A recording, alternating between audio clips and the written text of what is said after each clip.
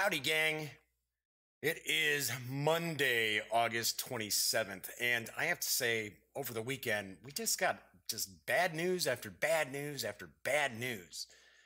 Senator John McCain passed away, and granted, I didn't agree with his politics most of the time, but it's still sad to see him go, because we will not see someone like him in American politics again, I highly doubt. Neil Simon passed away, who... I'm of the age where I grew up on reruns of The Odd Couple and a lot of movies that he did. And then, of course, we had another mass shooting in Florida, which, I don't know. What can we say anymore about these things? Anyway, so I'm not going to open today's show by talking about what goofy national or international day of the week it is. Well, or I should say oddball, national blah, blah, blah day that I run across on Twitter. So let's actually kind of cheer up a little bit, because the Daily Dope is in the air.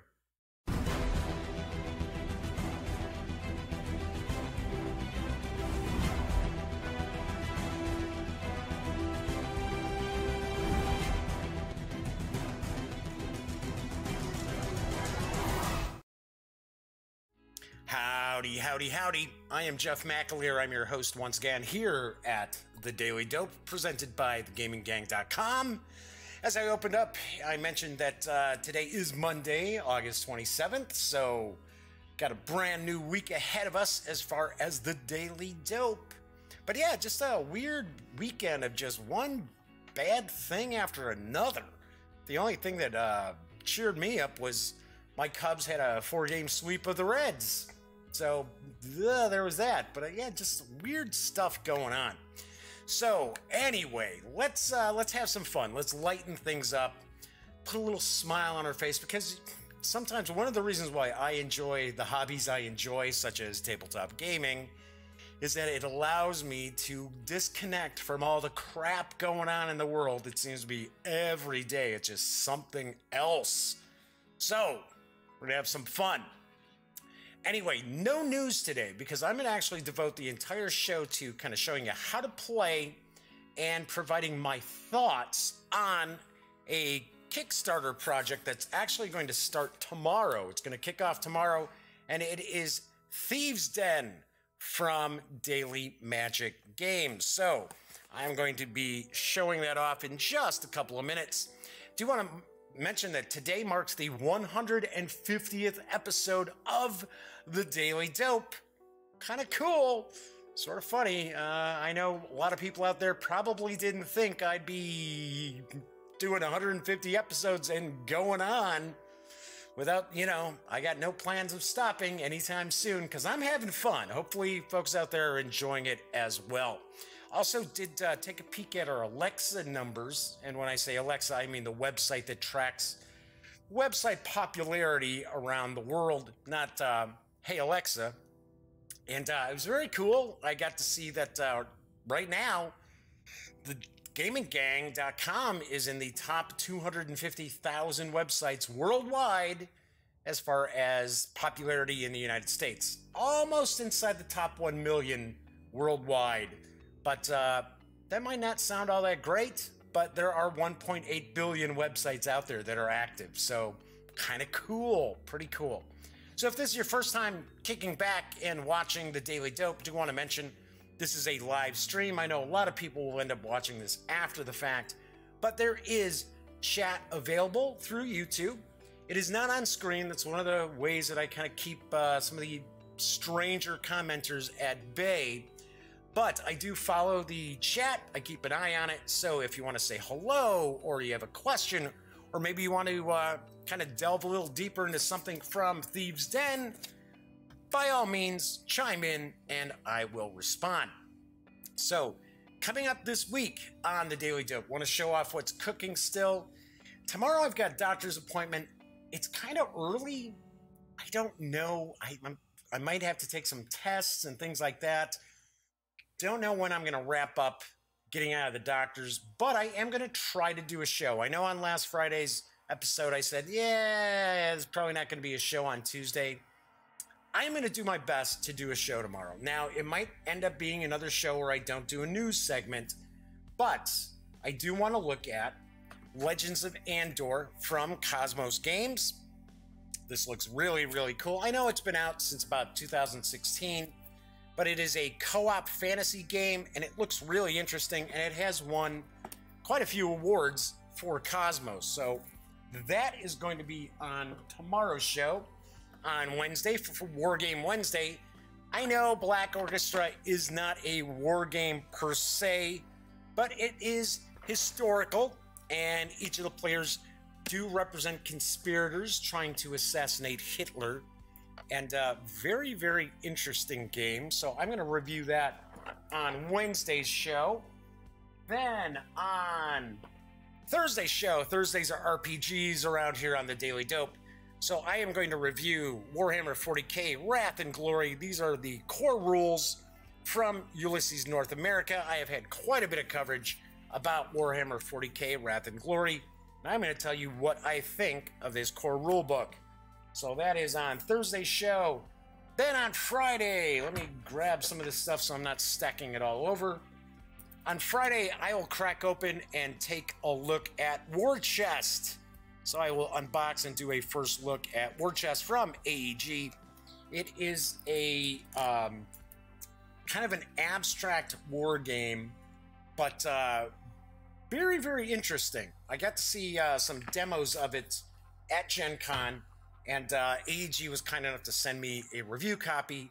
So I want to jump into it because there's like for 2 or 4 players, and there are, I want to say, is it 14 or 16? There might be 16 different units that are available, and kind of ancients, kind of maybe medieval, maybe I'll say.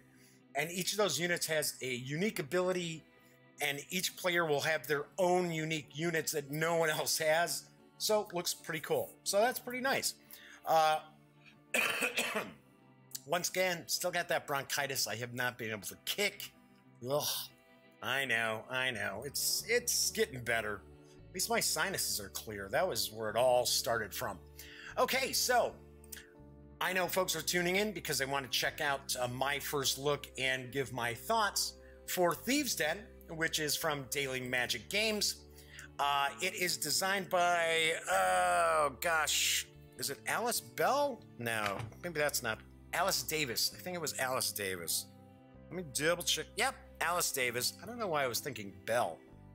Silly me. I forgot to put Alice's last name in the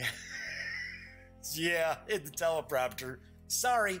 The artwork is provided by Dennis Martinez. The game's for 2 to 5 players, ages 10 and up, and plays in about 30 to 45 minutes. The game is set in the world of 10-minute Heist, the Wizard's Tower, of which, I'll be very honest, I am not familiar with. So this is a Kickstarter preview, so I do want to keep in mind, and I will point it out throughout my look at the game, that these are not the finished components. And, of course, as I mentioned earlier in the show, this crowdfunding project will launch tomorrow, August 28th. So let's head on over to the other camera so we can start taking a look at Thieves Den.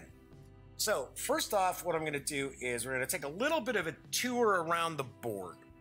And the game is essentially each of the players from 2 to 5 are like master thieves, right? They don't run the Thieves Guild, but they are master thieves. They're looking to recruit thieves, and they're looking to really get a bunch of prestige. So at the end of the game, whoever has the most prestige is pretty much the king of thieves. So that's how that works. First thing I point out is I really like the artwork. I think the artwork is very, very nicely done. And I'll show off some of the cards and things like that. Cool little board here. Everything that you need to play the game is kind of essentially right here on the board, or you also have these cool little player aid cards. So everything has sleeves on them because, as I mentioned, these are just kind of prototype components. So these aren't finished cards as of yet. So on one side, we've got gameplay, and then on the other side, it's going to explain each of the actions which are available to the players. And of course, I'm going to tell you all about that. So I just kind of put this together for a 3-player game. So we have these cubes, which are going to track the scoring. Now, I do believe that the finished game is actually going to have little thief meeples, which will be cool because you'll notice the scoring track goes up to 80. And it is entirely possible for someone to surpass 80 points in the game. So with a meeple, of course, you can put that on its side, you can lay it down flat, whatever, to indicate, okay, I have gone through and I have passed the 80-point threshold. With cubes, not so much. Can't really do that. So around the board here, we'll see, this is the scoring track. So this is where you're going to track your prestige. And I should point out, as always, space is at a premium, so I'm kind of squeezing some things in a little bit. Thieves Den doesn't take up a huge amount of room, but each of the players are going to have one of these player boards, and I'll show that off in a sec. And there will be cards around the player board for a majority of the game. So anyway, so around here we've got a track that's going to show the prestige. Then we also have, this is a scoring area here for the end of the game, for when you collect fences, for fencing your stolen goods. So that's right here. Like I said, it's pretty cool. That way, when you do your end game scoring, you can see right there what it is. Got an area down here. This is kind of like the witch's hut, which will allow you to trade in treasures to receive prestige points. These prestige points are in essence your victory points. We do have an area here that any player can utilize at one time. This is effectively recruiting thieves, or you can recruit a thief by paying 2 treasures. And this area here is considered burgling treasures. You can use 2 thieves to get a treasure of your choice. These are the treasures. Right now, they're just colored discs because the treasures are color-coded. I'm taking a stab in the finished product. You will probably have stickers, maybe that go on these, that will show these little icons that are on the board here. And I'll show those icons to you in just a few moments. You do have a supply of thieves that the players are going to be able to recruit from. Everybody's going to actually start with some thieves as well. I just have these cards here just to occupy a spot. They don't actually go there. Then we also have these special powers, which are pretty interesting. So you can pay a treasure of any color to activate this special power. Now, this is a card drafting worker placement game. So, of course, when you would pay a treasure, you've utilized that special power. No one else is going to be able to utilize that special power that turn. So these are all random. There were 11 of them in the box. I don't know if there'll be more or what, but it's kind of cool because that way you just deal out 3 of these, put the others away, and that way no one knows what powers are going to be available. There might be some powers that once you've played this game a few times, you're like, oh man, I can't wait for that power to come up. And it just happens to be, whoops, it's over here. All right, so then up here we have our fences. And the most important thing you're going to be doing in Thieves Den is acquiring fences. You're basically gaining the loyalty of these fences because these fences provide you with prestige. And as I pointed out, the name of the game is getting prestige. Whoever's got the most prestige at the end of the game is that King of Thieves sort of character. So with the fences here, I'm going to show that to kind of give you a better look here. So if you notice in the upper right corner, it's going to show you kind of like what sort of fence is this. There are 7 different kinds of fences. So this fence here is a noble. We have warlocks. We have tinkerers, So we've got 7 different kinds of fences. And as I mentioned before, we've got the scoring track for the fences here. So you're going to get prestige when you claim this fence and utilize a thief. So here, if you claim this fence, you're going to get 8 prestige, but it's going to cost you 2 treasures to be able to gain the loyalty of this fence. So there is a whole deck of fences that you're going to utilize, because once you recruit the fence and they come to your side, come to your board, they will be out of play. So you're always going to be replacing the fences as they get, I guess we'll say, recruited, or they join your side. They become loyal to you. So we've got the various different fences, and of course, you'll see these fences will require different treasures. So this requires the 3 yellow, the 1 blue, the 1 red. This one requires a purple, a yellow, and a green. So we've got all the different treasures are out here. One of the aspects of the game that I find pretty interesting is that these are all the treasures that you're going to be able to utilize in the game. So this is set up for a 3-player game. So we have 7 of each treasures out here. I just have them stacked up. So with fewer or more players, the number of treasures is going to change. Just like the number of thieves. In this thief supply here in the forest, I don't know, maybe they're members of Robin Hood's gang who is hiring themselves out. We've got 9 thieves available here. Now that number once again would change depending on the number of players. Do want to point out too, as far as the fences, and we're going to get to locations in just a second. If you're only playing with 2 players, you will actually remove some of the fences and some of the locations, and they are marked with a little icon, so that for a 2-player game, it just changes the mechanics. It doesn't change the mechanics. It just changes the number and the variety of locations and fences that you can acquire. So, as I mentioned, each of the players are also going to have a player board. And I think this player board is pretty cool because each of the areas of this kind of like table with chairs and things like that, and there's treasure chests, each of these actually serve a purpose. So to begin the game, each of the players is going to receive a scheme card. These are scheme cards, and there are a bunch of these scheme cards. So each of the players is going to receive a scheme card. They're the only one who gets to look at that scheme card. So these are like special ways for you to get more victory points.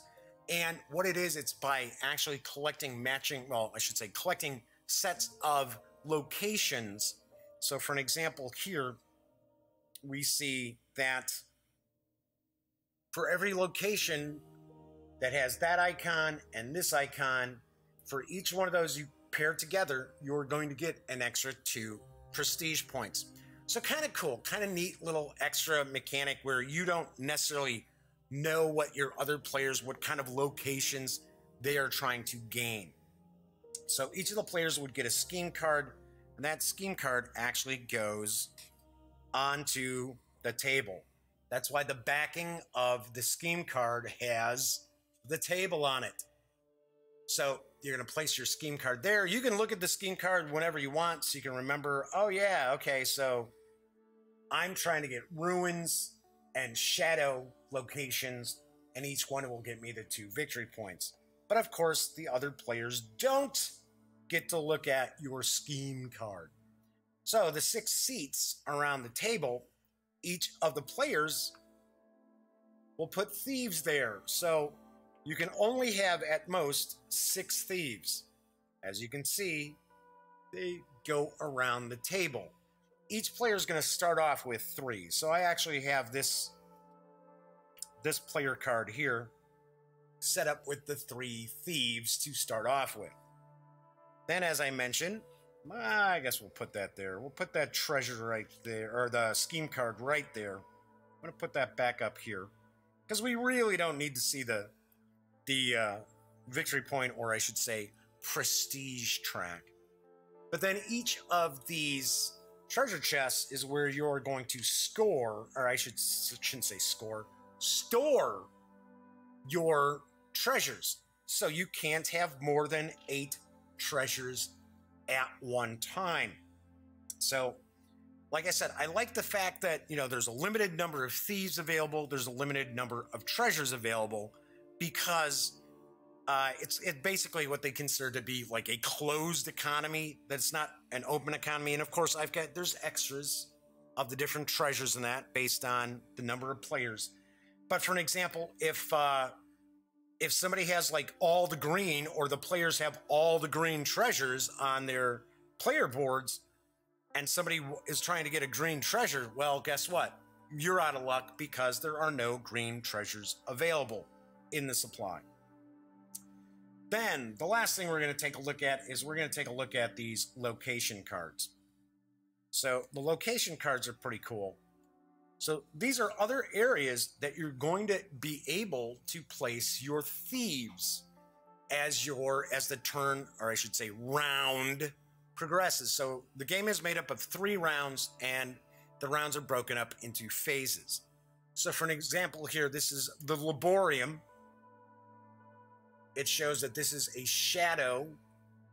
So that's a shadow location. Now, if we look really close, if I kind of zoom right in, you're going to see it's pretty small.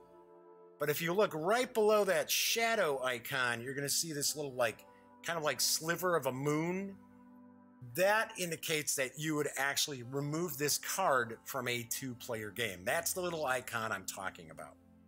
So you're going to see here, anytime you see something that's got this little octagon shape, that means that is an area that you can place a thief, or you're placing a worker. And it tells you, okay, so this is what you'll get. So if you use that location, you're going to get, so for an example, if you use that location, you can place a thief there.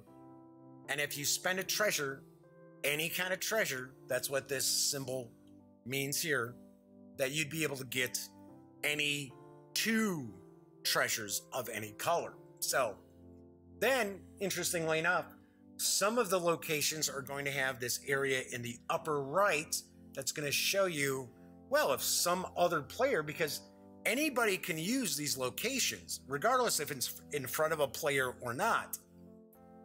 Anyone can use this location, so if another player uses this location, and this location is in front of you, you will get whatever special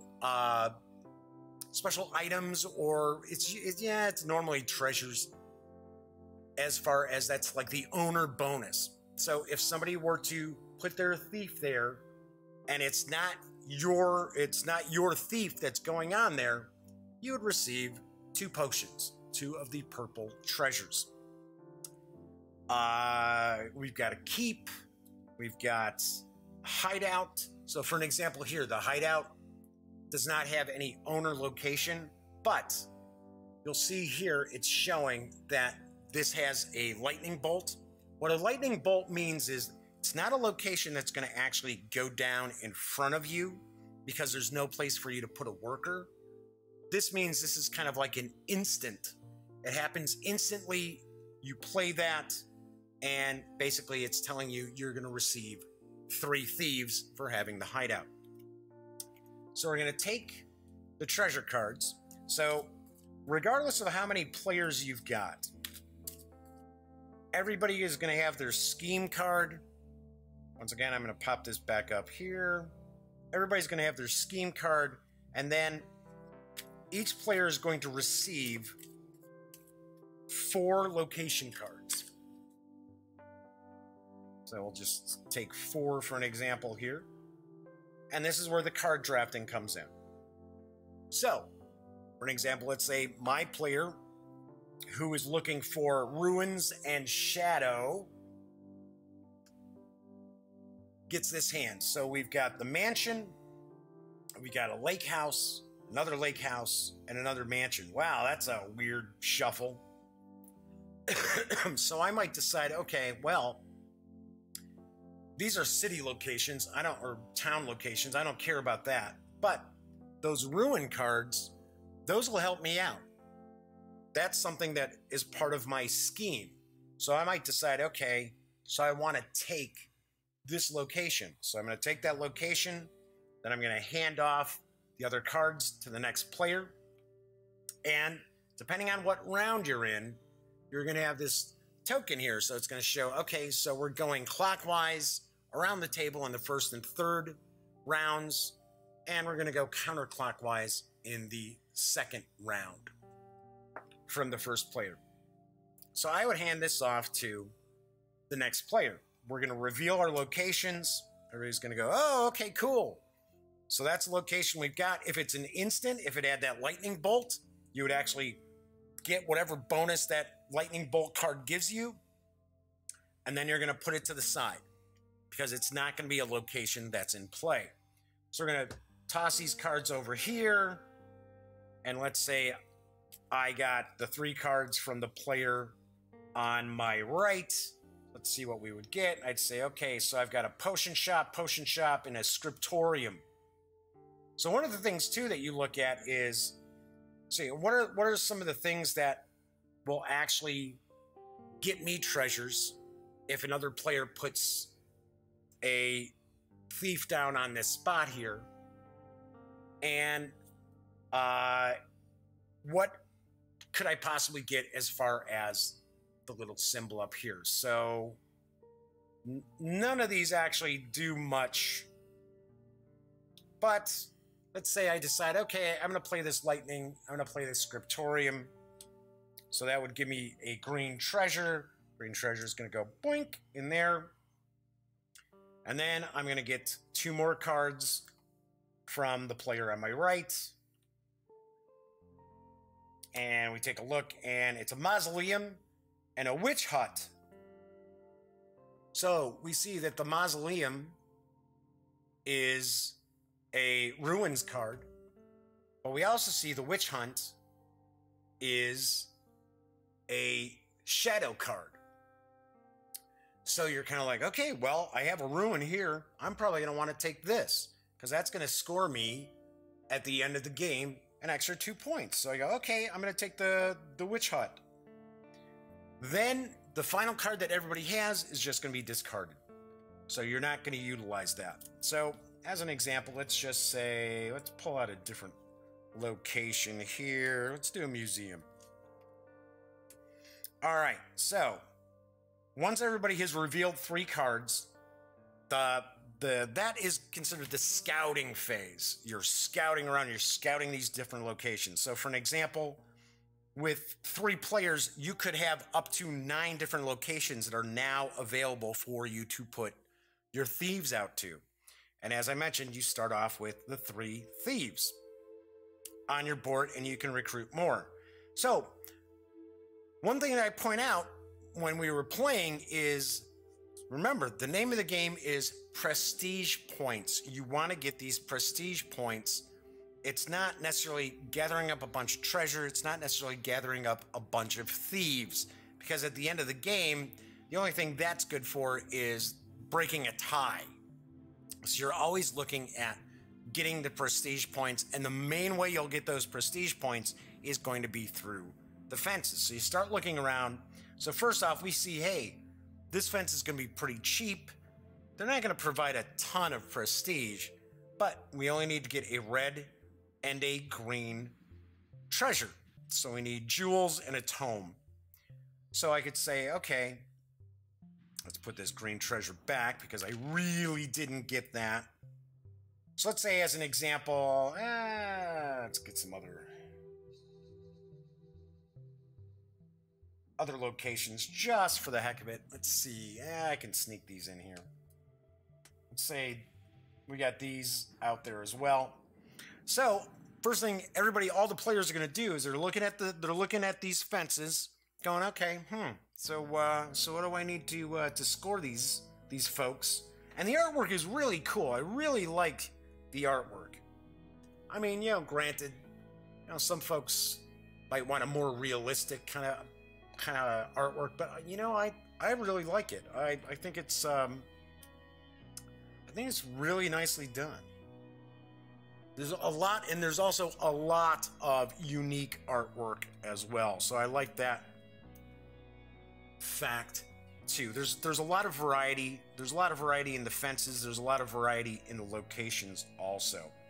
All right, let me grab a quick sip here. So, let's say, as an example, I'm the first player. Let's get this person too. Let's get some thieves out for this one.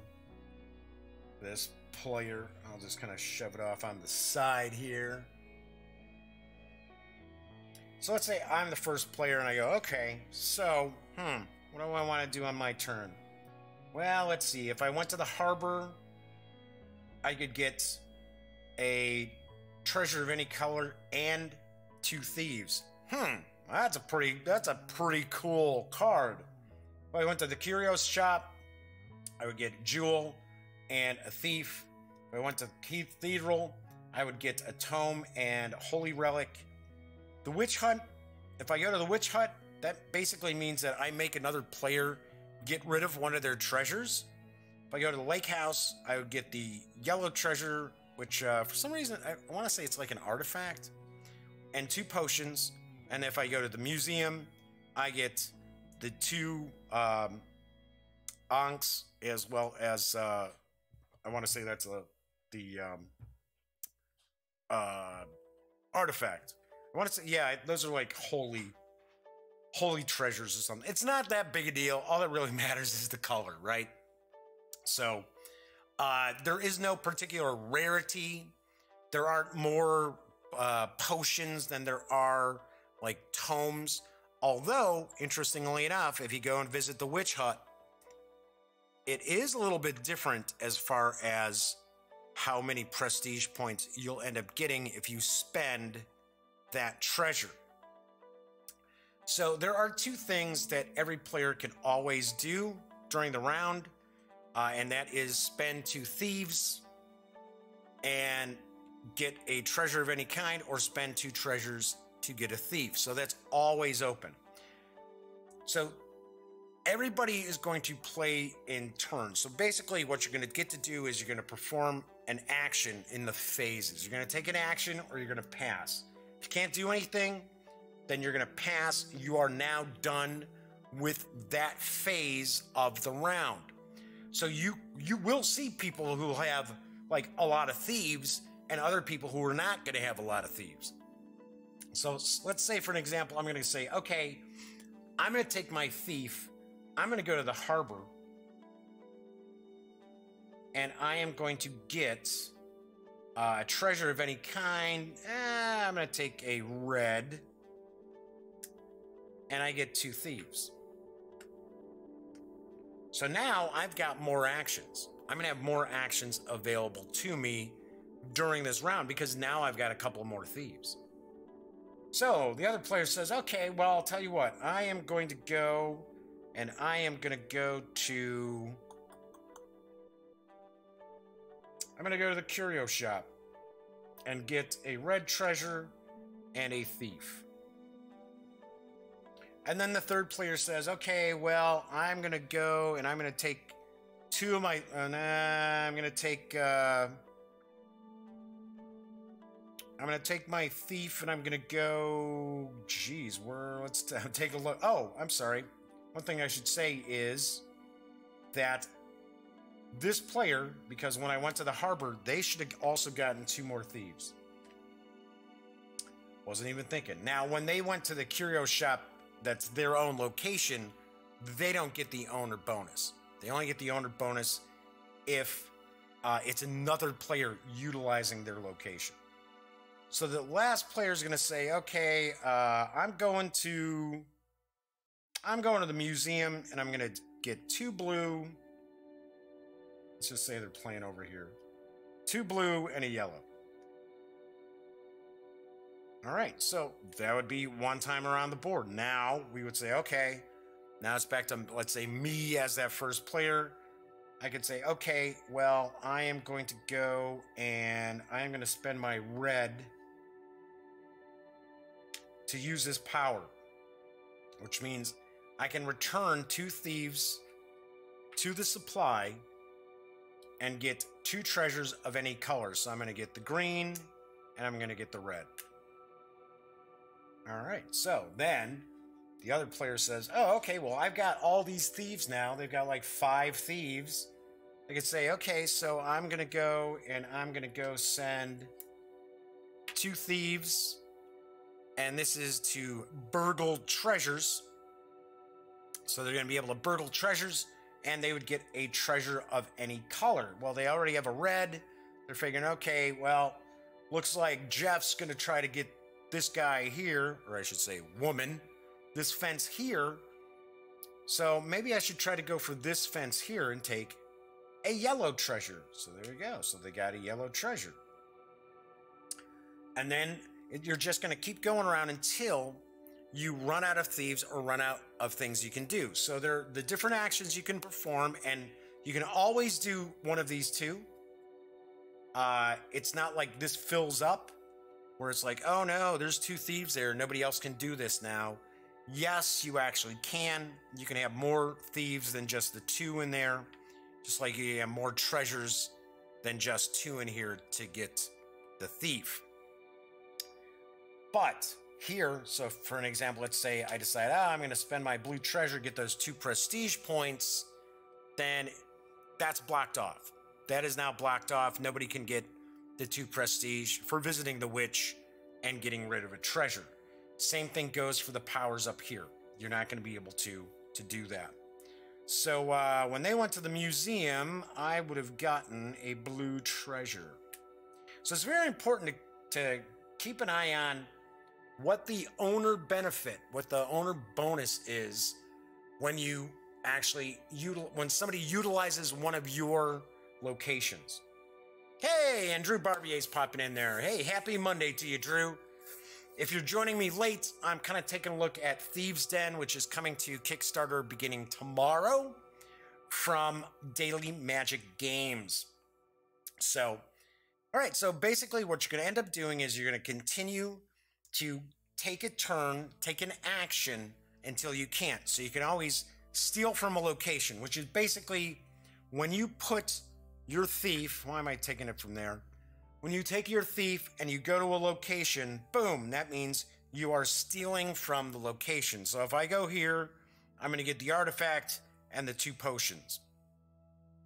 So that is effectively going and stealing from a location. Fencing treasures. Fencing treasures would be, let's say it's now my action again. I want this fence. So I'm going to take the fence here. I'm going to place the fence with, and these are actually supposed to go above your player board, but because of the limited space here, I've got the player board up here, and I'm showing off the cards down here. So if you remember right, this fence is a noble, and it takes a treasure as well, or I should say a gem as well as a tome to be able to recruit this fence. So I say, I want to get this fence. I'm going to pay 1 green. I'm going to pay 1 red.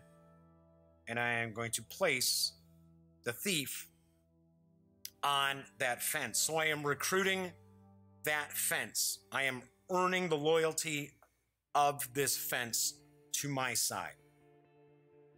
Cool thing is, when you run out of actions and you don't have anything left to do, and it will happen, you will have people who have more thieves available to them. They got a lot of treasures, and you just don't during that round. Once you pass, once you're out, you can't be targeted by other players for different things. Say, like for an example, this witch hut. If somebody puts a thief here, that means you're going to make another player discard a treasure. It's a player of your choice. You're going to make them have to discard a treasure. Well, if I've already passed in the game, then nobody can make me discard a treasure because I'm out of that round. So I thought that is kind of cool. I sort of like that. All right, so as I mentioned, so your actions you can steal from a location, and that's by placing your thief meeple on one of the location cards, getting that benefit there. You're going to get that, and then the owner of that location gets the special bonus, unless you're putting it on your own location. You can fence treasures, which is what this was right here.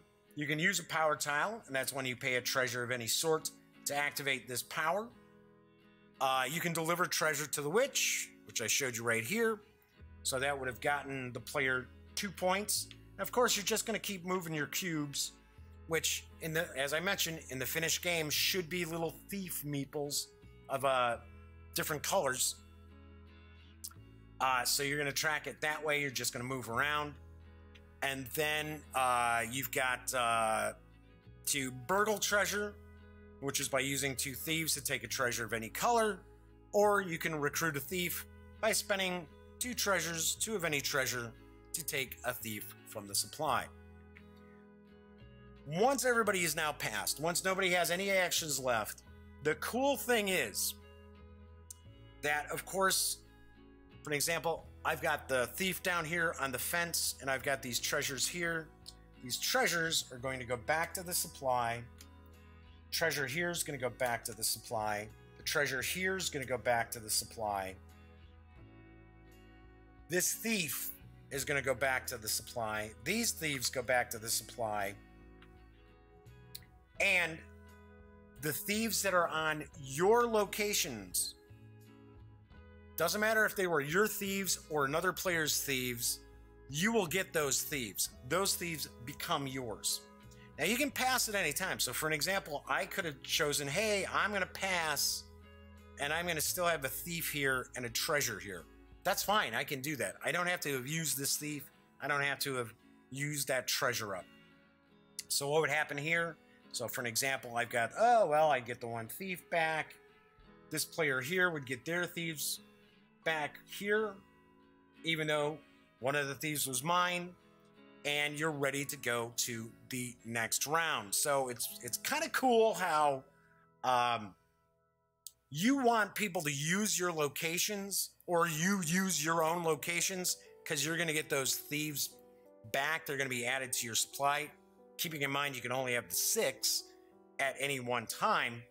But I like the fact that you don't just automatically get your thieves back. So if you went and you got some really cool stuff from another person's locations, that means that they're going to get those thieves. Just like I had pointed out, the cards that have the little lightning bolts, there we go, like the Fallen Tower. So for an example, you would play the Fallen Tower and you would automatically get a thief as well as a yellow treasure. Well, you would have that location, and that would count as one of the 3 cards that you would place down on the table, but it's not a location. So nobody's going to put a thief on this.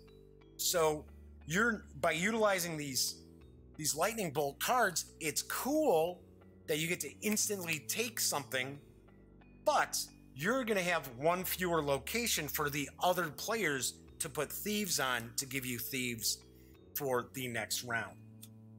So I like that. I like how you don't just automatically, because you start off with, each player starts off with 3 thieves. You're not going to automatically have 3 thieves in every single round. So I really dig that. So then what'll happen here is, once everybody's passed and you've done the cleanup and everybody's got their thieves and things like that, you're actually going to take your location cards that you completed. You're going to put them face down next to your player board. You're also going to take any fences you had and replace those face down as well. You can look at these at any time, so you have a better idea of, first of all, for an example, that would have been 8 prestige points. So that would have been 8 more, because once you get the fence, you do score the prestige, even though you're going to get bonus prestige at the end of the game. Once again, that's the prestige points that are listed here. But you get to flip these upside down so that the other players don't know what you've got. Now, granted, people with good memories, things like that, they'll be like, oh yeah, I remember Jeff's got, he's got one of those, he's got a location that's a ruin, and he's got a location that's a shadow, and he's got that one noble fence. And of course, once you remove the fence, you're going to replace the fence. Yeah, a lot of people are going to be, you know, not a lot, but people who have pretty good memories are going to be like, oh yeah, okay. I see how it works. Most of us are going to be like, I don't know. I don't know. Everybody's going to be keeping track of the victory points as far as how these come along. You know, they're going to pay attention to, okay, the prestige points, I should say, on the track here, and maybe try to kind of have an idea of how many points you might have already stashed away. All depends on, you know, how good the memory is of other players, and how there's a word I want to use, but I guess I don't want to use it. But how seriously they take, how focused they tend to be on games. Some people are, you know, way more focused on stuff than other people. Now, this is a nice, cool gateway game. This does not require a whole lot of, you know, heavy strategy or anything like that. But I'm sure there will be people who are being like, okay, I'm taking mental notes of, oh, Jeff got that noble fence. So once you've finished up the round, you're gonna play 3 rounds. So one thing that maybe I missed it in the rules or something, or what, but as far as who becomes the next first player, as far as the rules, as far as I know, you'll have one first player all the time. So you're gonna have the first player, and then you're gonna have on the first and third, everybody goes around the table clockwise, and the second round, everybody goes counterclockwise. What we ended up doing is we made the player with the fewest prestige points the first player of the next round. Reason being, if you stay with the same player as the first player, especially like a 5-player game, that 5th player is going to always be going last in 2 of the 3 rounds. And there were some complaints. We did hear some complaints from that 5th player saying, well, you know, a lot of this good stuff's already gone. So we did that just kind of as our own, like, kind of catch-up mechanic, even though it didn't always play out to be a catch-up mechanic, I gotta admit. So once you've gone through and you've played your 3 rounds, what you're going to end up doing is you're going to go and you're going to reveal your fences, and then you're going to get your bonus points. So for an example, the noble would be worth 3. The goggles, which I think is, if I remember right, they're a tinkerer. They're worth 5. And it just shows the icons right here. So for an example, if I had this fence as well, then I would have another 5 victory points. So you're going to take your victory points that way. You're going to reveal your scheme card. So remember, this scheme card is showing that I'm looking for ruins as well as shadows. So I take all my ruins, all my shadows, and I pair them up in sets. So that'd be worth another 2. And then, of course, we would have more fences, more locations. And then you're just going to have whoever's got the most prestige points is the winner. The tiebreaker, if you're tied, it's basically going to come down to who's got the most treasure left over. But the point is, you really don't want to have a bunch of treasure sitting there. You don't want to finish the game and have, 8 treasure tokens occupying your player board, because that means, well, you missed out on a lot of other opportunities that you could have been getting fences. You blown it by getting more prestige. You could have been spending them down here in the witch's hut to get more prestige points. So for the most part, you're trying to really clear out as much treasure as you possibly can. You're using the treasure to gain you fences.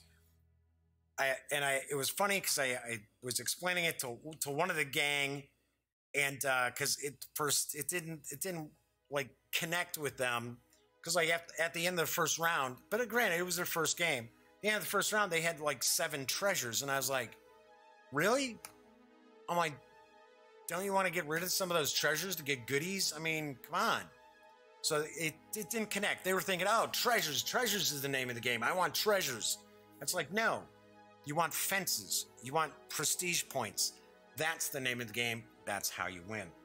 So, all in all, that is pretty much how you play Thieves Den from Daily Magic Games. So, what are my overall thoughts? Well, first off, let me grab another sip here.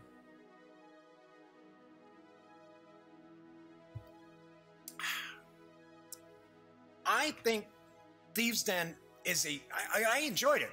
We all had a good time playing it. It's very easy to understand. One thing that can kind of be tricky is that the powers, the special powers, there's the 3 special powers, which I should point out, they come in as, you'll have a stack of 3 of them, and each round you're going to actually replace. You're going to take the top power off. So you'll have each game 9 different special powers that somebody can utilize, that the players can utilize. Sometimes the iconography on the little power tiles isn't real intuitive, but that's okay because all you got to do is grab the rules and it tells you exactly what each of them does. Right here, it's going to tell you, okay, bang, bang. It's exactly, which I guess, sorry about the glare there. It's like, can't really make out what it is. So that was fine. I mean, I had, you know, no issue with that. It was just sort of like, when you look at it, you're thinking, oh, I bet you this means this. And it turns out, no, that's not what it means. So it's like, when we were playing, we would have to take a peek. Although, I mean, there were some that we saw every game that we played and we're like, okay, yes, I remember you're actually supposed to replace a location with a location. Basically, and if there's a thief on that location, you're going to end up keeping that thief when the round comes to an end.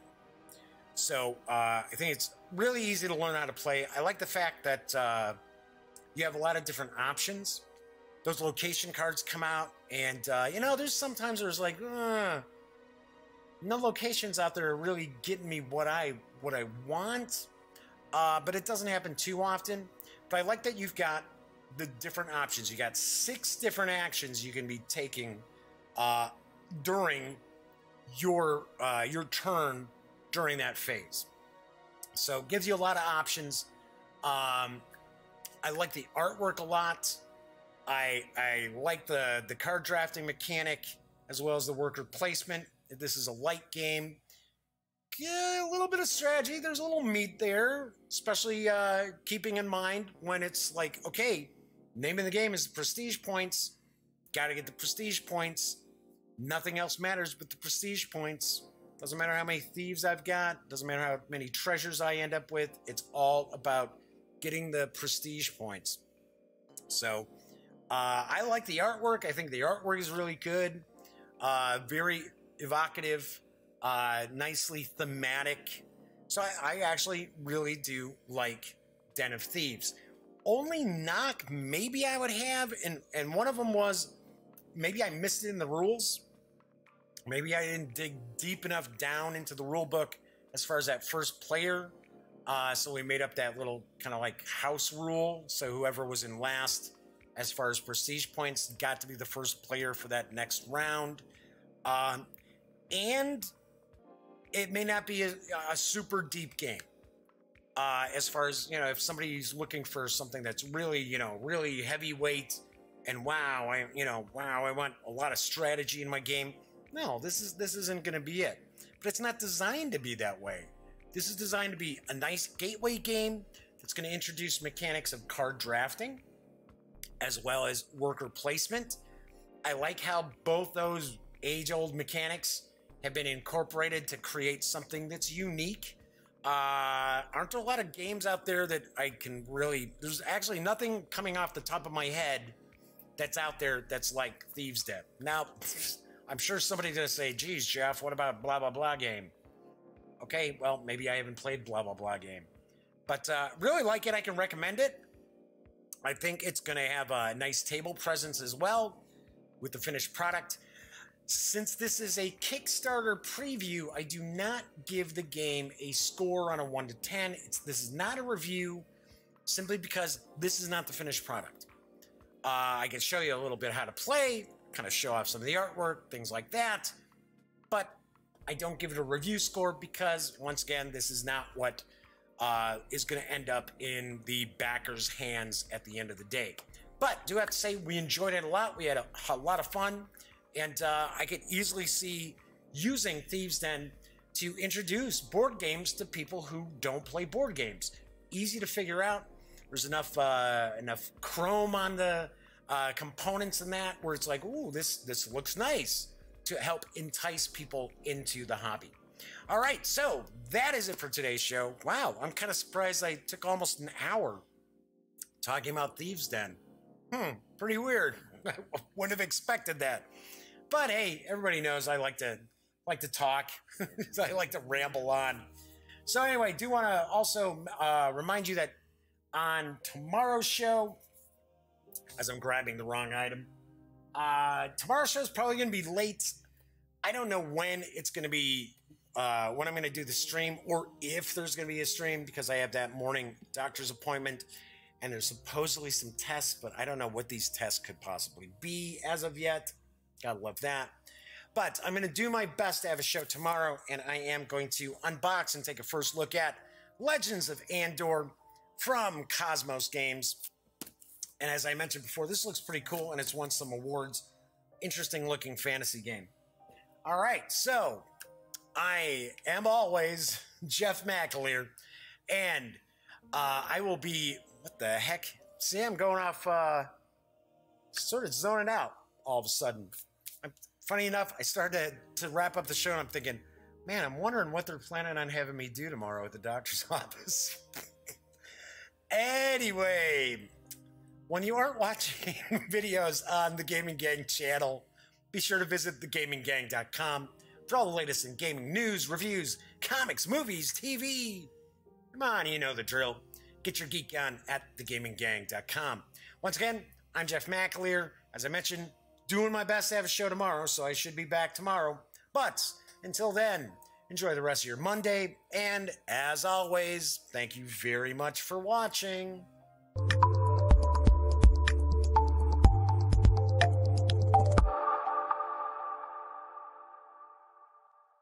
Thanks again for watching The Daily Dope, presented by The Gaming Gang.